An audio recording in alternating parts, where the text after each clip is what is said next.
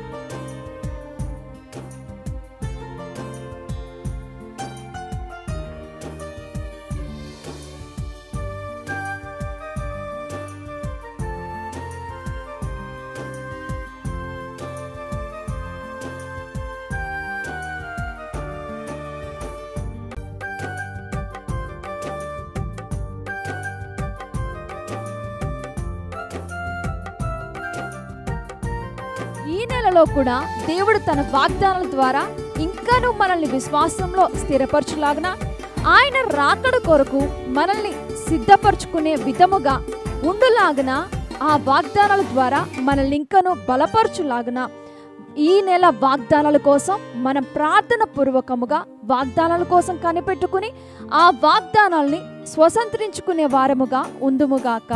ఆమేన్.